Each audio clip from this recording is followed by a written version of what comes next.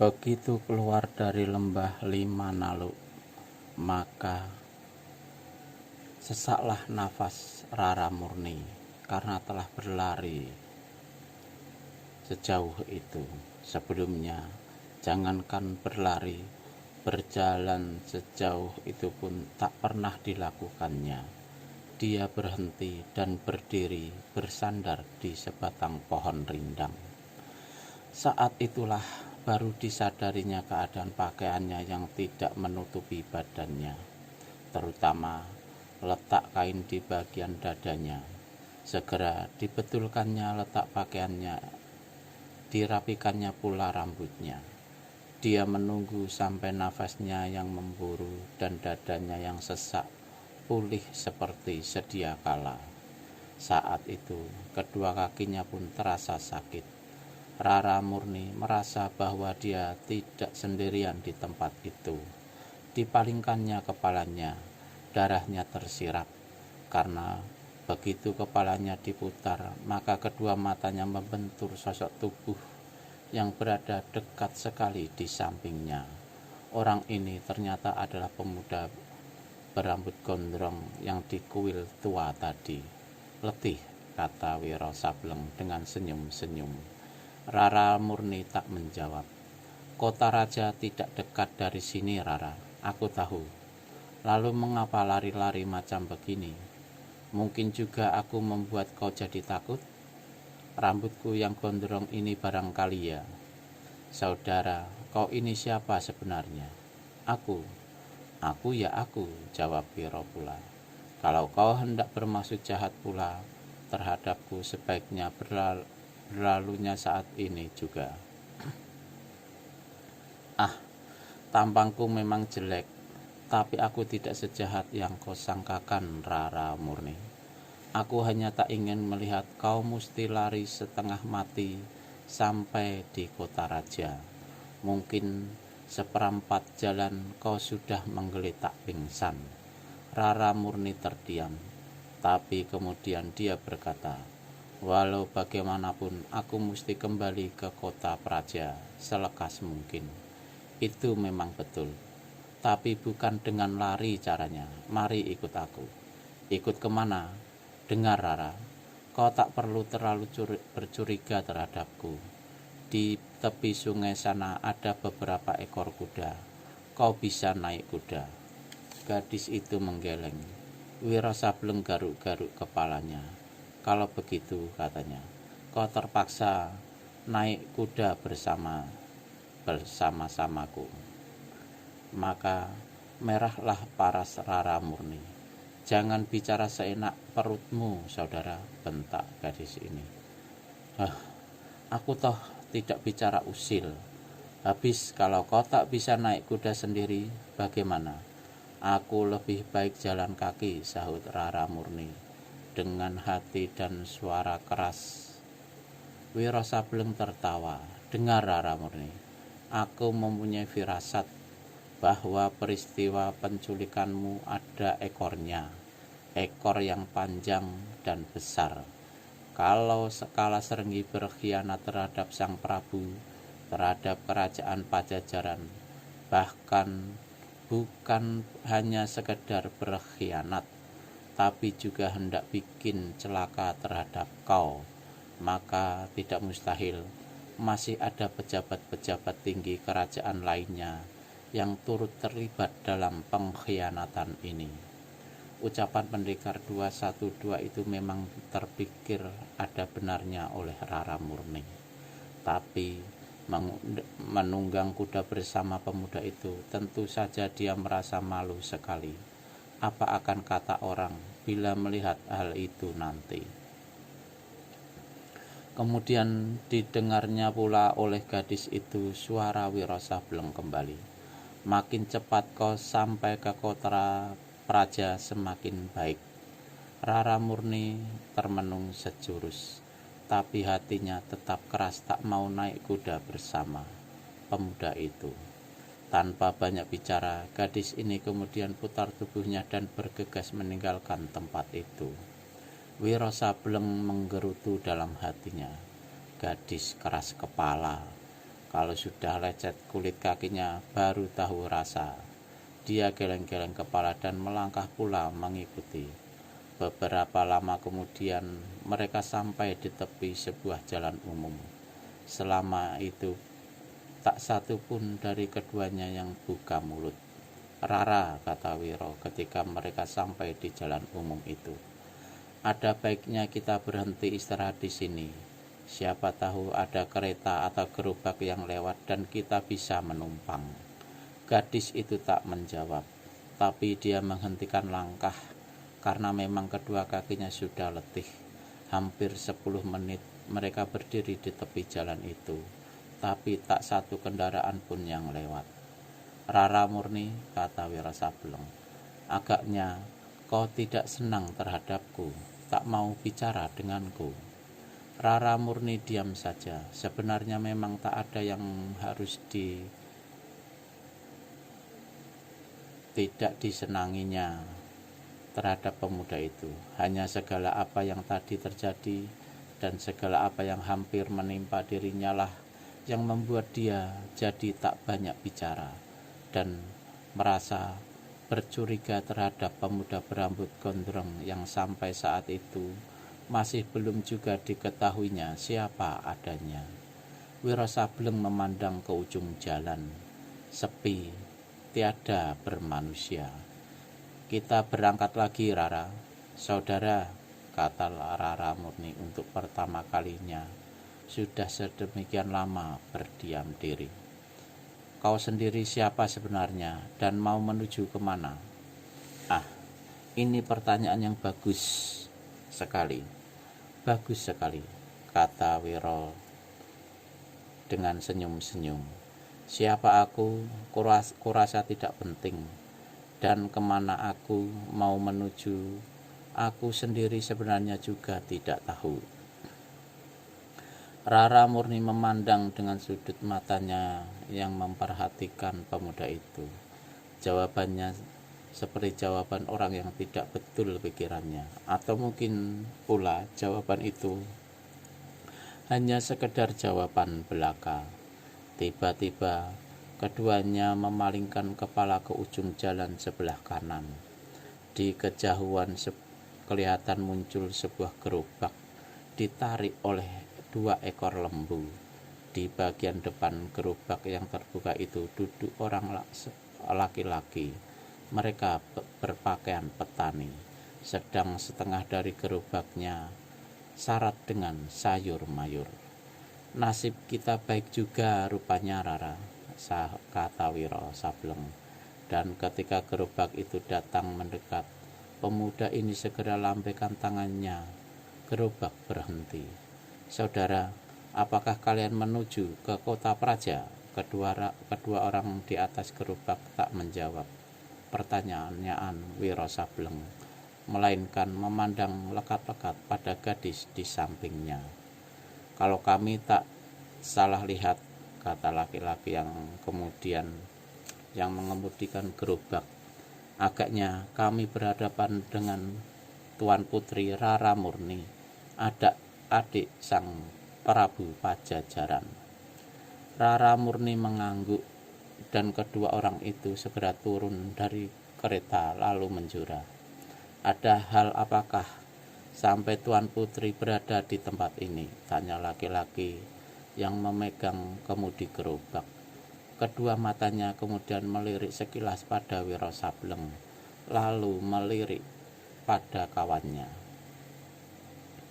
Rara Murni hanya menarik nafas panjang karena mengira pemuda rambut gondrong dan berpakaian sederhana itu adalah hamba sahaya atau pembantu Rara Murni. Maka yang ditanya menjawab dengan anggukan kepala acuh tak acuh. Seorang dari mereka kemudian berkata pada Rara Murni, "Jika Tuan Putri bermaksud hendak kembali ke Pakuan, kami tentu saja bersedia, bahkan merasa kewajiban untuk membawa Tuan Putri. Tapi maafkanlah, keadaan kereta kami kotor dan penuh sayuran."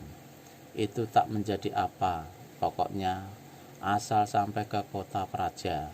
Yang menjawab adalah Wiro Sableng. Ini mengesalkan kedua orang itu. Kemudian mereka menolong Rara Murni naik ke atas gerobak. Gadis itu duduk di sebelah depan, di samping pengemudi, sedang kawannya bersama Wiro Sableng duduk di sebelah belakang, di samping penumpang sayur. Tak lama kemudian, gerobak itu pun bergeraklah. Kesunyian sepanjang jalan itu kini dipecahkan oleh suara deru roda gerobak.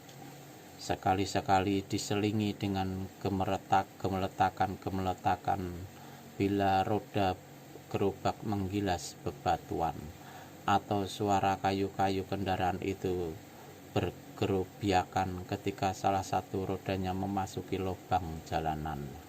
Saat itu masih cukup jauh dari kota Praja. Pendekar 212 duduk meluncurkan kedua kakinya di bagian belakang kereta. Matanya terpejam-pejam oleh hembusan angin siang yang sejuk. Beberapa kali dia sudah menguap. Orang yang duduk di hadapannya senantiasa membuang muka segan, atau tepatnya tak senang memandang pada pemuda ini yang sebentar-sebentar menguap, sebentar-sebentar menggaruk kepalanya yang berambut gondrong. Beberapa saat kemudian, Wiro membuka juga kedua matanya. Dia menggeliat. Dia ini menambah ketidaksenangan orang yang di hadapannya. "Saudara, aku minta mentimunmu satu," kata Wiro Sableng. Dan tidak menunggu jawaban pemilik sayuran itu, langsung saja Wiro Sableng mengambil sebuah mentimun besar dan menggerogotinya. Orang yang di depan Wiro Sableng memaki dalam hati. Rahangnya terkatup rapat-rapat. "Rara Murni," seru Wiro Sableng tiba-tiba, "apakah kau sudah makan mentimun?" Di bagian depan kereta, Rara Murni berpaling sebentar, tapi tak menjawab. Panas-panas begini, enak sekali makan mentimun untuk pelepas haus, dan mendapatkannya tak usah payah-payah. "Terima kasih, aku tidak haus, saudara," terdengar jawaban gadis itu. Wiro Sableng menggumam dan terus juga mengunyah mentimun dalam mulutnya. Dan gerobak terus juga bergerak menempuh jalan berdebu dan berlubang serta berbatu-batu. Di bagian belakang kereta, Wiro Sableng mengusap-ngusap perutnya. Telah 3 butir ketimun amblas ke dalam perut itu. Dan betapa asamnya tampang orang yang di hadapannya. Kini kembali Wiro Sableng memejamkan matanya. Kalau perut sudah kenyang, memang kantuk segera datang. Mendadak gerobak itu dibelokkan ke sebuah jalan buntu yang menuju sungai oleh pengemudinya. Begitu gerobak berhenti, maka terdengarlah suara Rara Murni bertanya, "Saudara, kenapa ke sini dan berhenti di sini?" Pengemudi gerobak tertawa mengekeh. Tiba-tiba tertawanya yang menjijikkan itu lenyap dan diganti dengan teriakan Rara Murni. Dan di bagian belakang kereta sendiri, petani yang duduk di hadapan Wiro Sableng tiba-tiba mencabut golok dari balik pinggang. Begitu golok tercabut, keluar dari sarungnya tanpa menunggu lebih lama lagi, segera dibacokkan ke kepala Wiro Sableng yang saat itu masih pejamkan mata. Keenakan tidur-tidur ayam, tertiup angin sejuk sepanjang perjalanan. 1 jengkal lagi golok yang tajam akan membelah batok kepala Wiro Sableng, maka terdengarlah bentakan menggeledek. Ciat! Tubuh petani yang menyerang terpental keluar gerobak. Goloknya lepas dari tubuh itu, kemudian tergelimpang di tanah dengan perut pecah, dihantam tendangan manusia ini. Dan Orang itu hembuskan nafas tanpa keluarkan sedikit suara pun. Pandangan bola mata pendekar 212 menyorot bersinar, kentut betul makinya, dan meludah muka mayat petani ini. Orang lagi enak-enak tidur, mau dibacok. Rasakan sendiri. Wah, diludahinya lagi muka mayat itu. Kemudian dipalingkannya kepalanya dengan cepat. Rara Murni tengah meronta-ronta melepaskan cekalan petani yang mengemudikan gerobak sayur. "Saudara, tolong aku!" teriak gadis itu pada Wiro Sableng. "Petani sialan!" gerendeng Wiro Sableng seraya melompat dari atas gerobak. "Budak hina, pergi dari sini atau ku tebas batang lehermu!" teriak laki-laki yang mencekal Rara Murni. Seret, dicabutnya sebuah golok dari balik pinggang. Jadi hanyalah seorang rampok bejat yang berkedok sebagai petani, Seekor serigala yang berbulu domba. Lepaskan gadis itu, atau jidatmu ku bikin rengkah. Anjing buduk tak tahu diri, dikasih kebebasan malah minta mampus. Dengan tangan kirinya pengemudi gerobak itu totok tubuh Rara Murni. Melihat kelihayan totokan laki-laki itu, Wiro segera maklum bahwa orang itu bukanlah seorang petani biasa atau pengemudi gerobak yang bodoh, tapi seorang pendekar lihai yang tengah menyamar. Maka ketika senjata lawan berkelebat ke arah kepalanya, Wiro segera bergerak cepat dan tak mau kasih peluang lagi. Pengemudi gerobak itu buka matanya lebar-lebar sewaktu melihat orang yang diserangnya lenyap dari hadapannya. Sambaran goloknya yang deras mengenai tempat kosong. Ini membuat laki-laki itu terdorong ke depan, dan pada saat inilah kedua matanya melihat sesosok tubuh kawannya yang menggeletak di tanah dengan perut pecah. Berdiri bulu kuduk laki-laki ini, tapi hanya sebentar saja. Rasa ngeri ini segera digantikan dengan rasa geram dan amarah yang meluap. Tubuhnya diputar kembali untuk kedua kalinya. Berkiblatlah senjatanya menyerang Wiro Sableng. Tapi kali yang kedua ini justru adalah saat kematiannya. Senjatanya lagi-lagi menghantam angin kosong, dan sebelum dia sempat mengirimkan serangan berikutnya, maka 5 jari tangan dilihatnya berkelebat dekat sekali ke arah keningnya. Tak bisa dipapaki dengan golok, tak bisa dikelit dengan kecepatan yang bagaimanapun. Plak! Telapak tangan kanan pendekar 212 mendarat di kening laki-laki itu, disusul dengan suara jerit kesakitan. Laki-laki itu terguling ke tanah, tidak sadarkan diri lagi.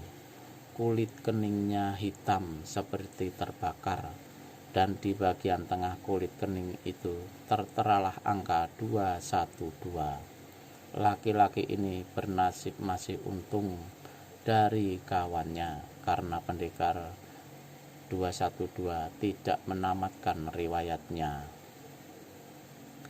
Wiro Sableng melepaskan totokan yang mengakukan tubuh Rara Murni. "Hari ini nasibmu sial terus-terusan rupanya, Rara," kata pemuda itu dengan senyum-senyum. Si gadis tak berkata apa-apa, mukanya masih agak pucat, dan Wiro Sableng berkata, "Tapi ada juga untungnya. Gerobak ini sekarang jadi milik kita. Ayo kita teruskan perjalanan, Kat." Rara Murni naik ke atas gerobak. Wiro mengemudikan gerobak itu. Sepanjang perjalanan, gadis itu tak habis pikir. Pemuda yang duduk di sampingnya itu bertampang gagah tapi aneh dan juga lucu. Dan di samping itu, kehebatan yang telah disaksikannya sendiri olehnya tadi diam-diam membuat dia mengagumi si pemuda. Dan sampai saat ini Rara murni tidak tahu sama sekali siapa nama pemuda itu. Beberapa jauh di luar tembok kerajaan, Wiro Sableng hentikan gerobak. Dia berpaling ke samping, lalu berkata, "Rara, pakuan sudah di depan mata. Aku mengantarkan kau hanya sampai di sini. Kau bawalah terus gerobak ini.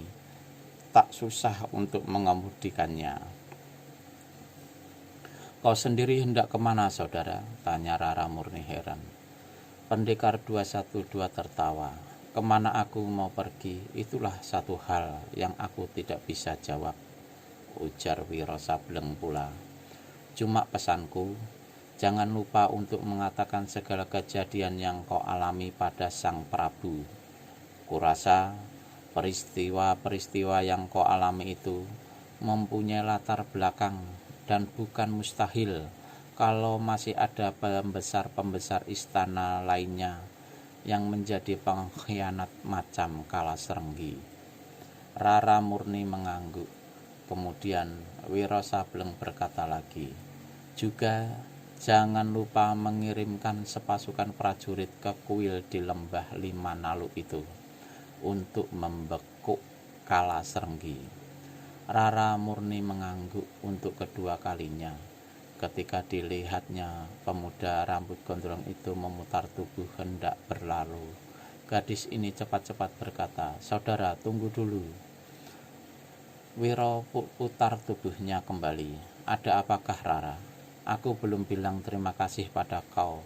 "Ah," Wiro Sableng goyangkan tangannya. Tak usah. Itu hanya kebetulan saja. Sang Prabu mungkin akan banyak bertanya tentang kau. Kurasa lebih baik kau ikut sama-sama ke istana." "Terima kasih. Aku ada urusan lain, Rara," jawab Wiro Sableng. "Lalu kalau Sang Prabu bertanya siapa namamu, bagaimana aku mesti menerangkannya?" Wiro Sableng tertawa. "Nama itu sebenarnya tidak ada arti apa-apa, Rara. Kita semua dilahirkan tidak bernama. Orang-orang tua kita yang memberi nama, dan itu hanya kebiasaan saja." "Jadi, apakah kau tidak punya nama?" tanya Rara murni pula. Wiro Sableng tertawa lagi. "Namaku tidak penting, Rara. Tapi kalau kau penasaran, ingat-ingat angka ini." Habis berkata begitu, ditariknya saja ujung bawah kain yang dikenakan Rara murni, dan dengan ujung jari tangannya, dengan mempergunakan tenaga dalam tentunya, maka dituliskannya 3 deretan angka 212. Rara murni memperhatikan angka itu. 212, desisnya. Diangkatnya kepalanya hendak mengatakan sesuatu pada pemuda itu. Namun dia terkejut dan tak habis heran. Si pemuda sudah tak ada lagi di hadapannya, seakan-akan gaib lenyap ditelan bumi. Rara murni memandang berkeliling, tapi Wiro tetap saja tidak kelihatan. Gadis itu menghela nafas panjang. Pemuda aneh, agak ceriwis, tapi berhati polos, kata Rara murni dalam hati. Dicambuknya sapi-sapi penarik gerobak. Gerobak itu pun bergeraklah menuju pintu gerbang kota Praja. Tentu saja Prabu Kamandika sangat terkejut ketika mendapat keterangan dan mengetahui apa yang terjadi atas diri adiknya. Sepasukan prajurit kerajaan segera dikirim ke lembah Lima Nalu, tapi mereka datang terlambat karena saat itu pengkhianat Kalasrenggi sudah tak bernafas lagi, mati tergantung dengan darah bercucuran dan hidung, mata, serta telinga. Rara murni sendiri secara diam-diam menyuruh beberapa orang kepercayaannya untuk mencari jejak Wiro Sableng, si pendekar kapak maut naga geni 212. Namun usaha mereka sia-sia belaka. Hari itu juga di seluruh kerajaan diadakan pembersihan, termasuk di dalam istana. Tapi hasilnya tidak memuaskan sama sekali. Bahkan biang racun pengkhianat yaitu Raden Werku Alit tetap tenang-tenang saja di tempatnya di dalam gedungnya yang mewah di lingkungan istana. Siapa yang menduga kalau saudara sepenyusuan dari Sang Prabu sendiri yang menjadi tokoh pengkhianat terbesar. Satu-satunya orang yang ditangkap dalam pembersihan yang diadakan ialah petani yang menggagahi Rara Murni di tengah jalan sewaktu naik gerobak. Namun sebelum dibawa ke hadapan Sang Prabu, petani ini berhasil merampas pedang seorang prajurit dan menghujamkannya ke batang lehernya. Tak ampun lagi, manusia itu meregang nyawa di situ. Juga, siapakah petani ini sesungguhnya? Siapa pula kawannya yang telah ditamatkan riwayatnya oleh pendekar 212 sebelumnya? Mengapa pula petani yang satu itu memutuskan untuk membunuh diri sendiri? Dia dan kawannya tiada lain adalah mata-mata kaki tangan kaum pemberontak yang dikirimkan oleh Mahesa Birawa untuk menemui Raden Werku Alit dan menyelidiki suasana di Pajajaran menjelang saat-saat penyerangan total diadakan. Seperti yang diceritakan di atas dalam perjalanan menuju ibu kota kerajaan, yaitu Pakuan, mereka telah bertemu dengan Rara Murni, adik Sang Prabu, bersama seorang laki-laki gondrong yang mereka sangkakan hamba sahaya Rara Murni. Maka saat itu timbullah niat mereka untuk menculik gadis itu dan membawanya ke tempat persembunyian kaum pemberontak di kaki Gunung Halimun. Namun maksud mereka itu membawa celaka kepada diri mereka sendiri. Yang satu mati dihajar Wiro, yang satu lagi roboh pingsan di tengah jalan, kemudian ditangkap oleh serdadu kerajaan, tapi berhasil bunuh diri. Malam itu, untuk kesekian kalinya, di dalam kemah besar diadakan pertemuan. Kali ini sangat penting sekali. Rupanya karena di luar kemah itu dijaga dengan ketat oleh para pengawal.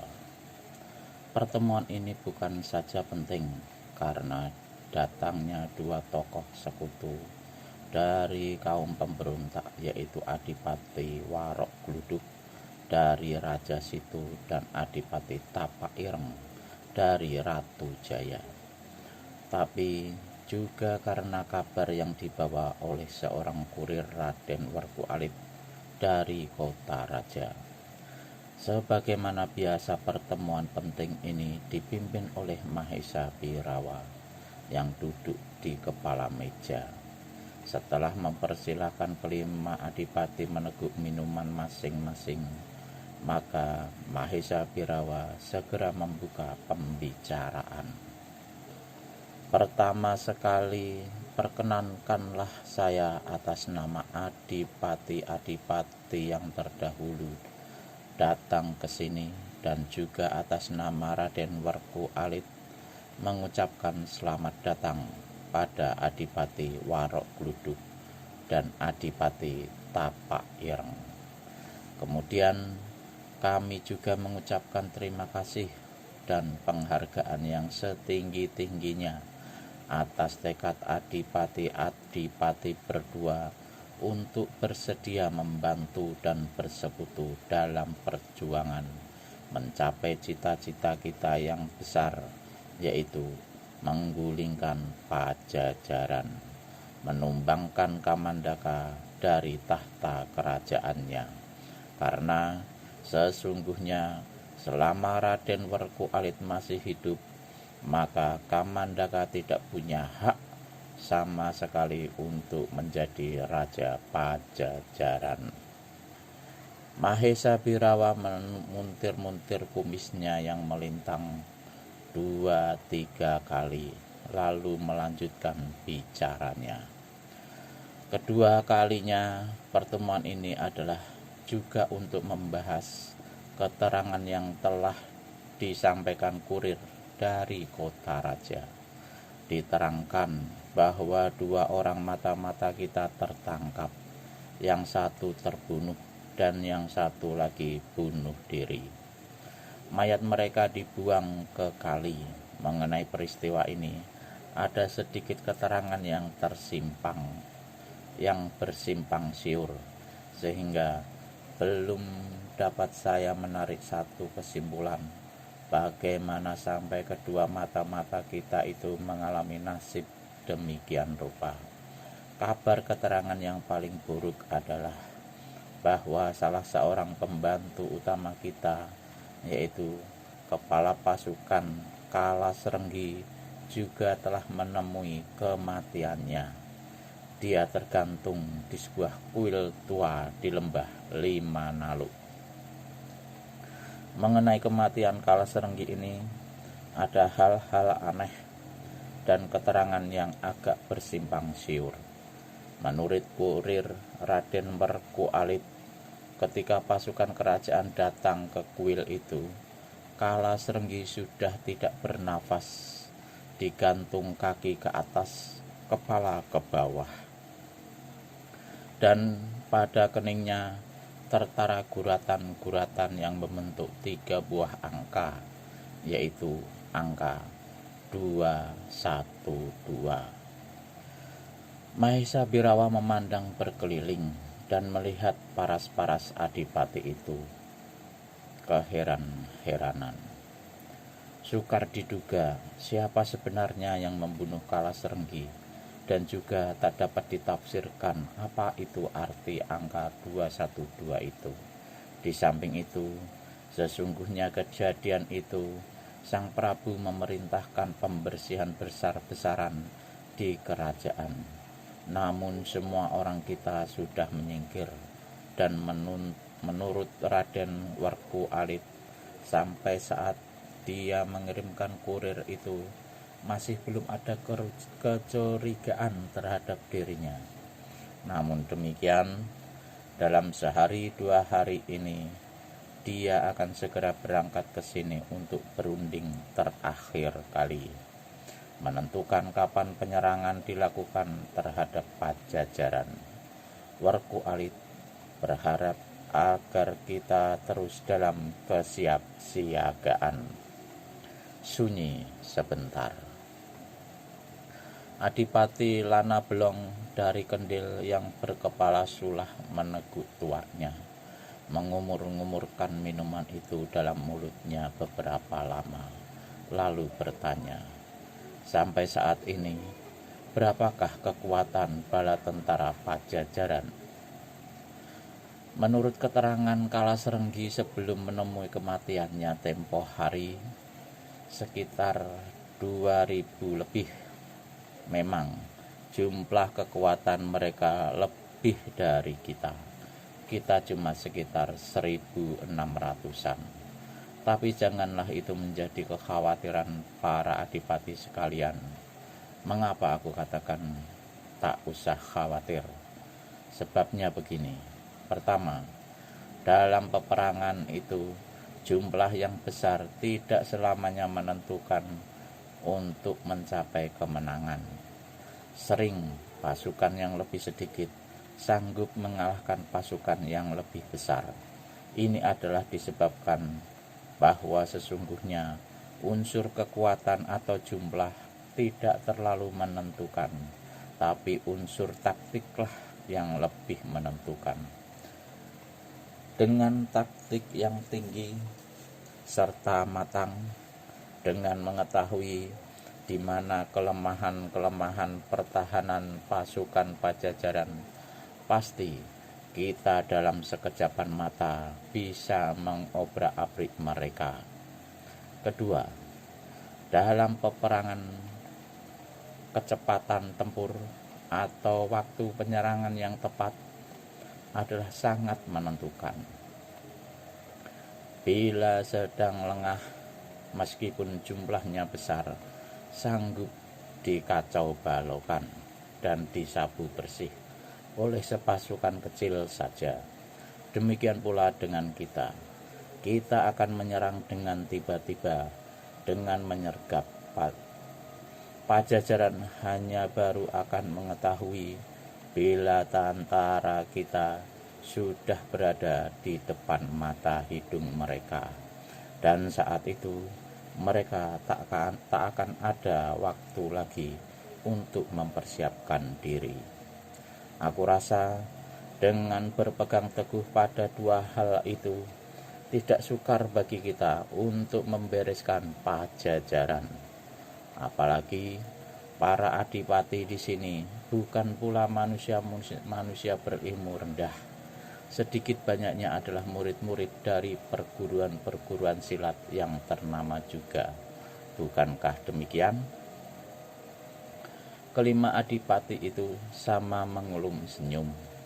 Memang rata-rata mereka adalah pewaris ilmu-ilmu silat dari berbagai cabang dan aliran, dan ilmu-ilmu mereka tidaklah dapat dianggap ilmu pasaran yang rendah belaka.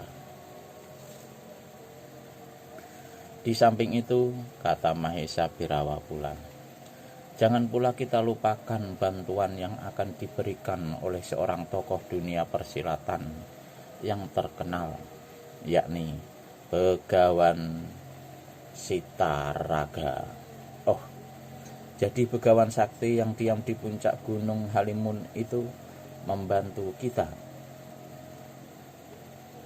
Tanya Warok Gluduk, adipati dari Raja Situ. Ya, sahut Mahesa Wirawan. Bagaimana sampai Begawan ini mau membantu perjuangan kita? Tanya Tapak Ireng. Setahuku dia mempunyai pertikaian dengan Toa Kamandaka, jawab Mahesa Birawa pula. Kalau benar begitu, satu hari saja Pajajaran pasti sudah sama rata dengan tanah, kata Warok Gluduk sambil mengusap-usap dagunya, dan dibayangkannya kedudukan yang bakal diterimanya bila pemberontakan mereka berhasil nanti.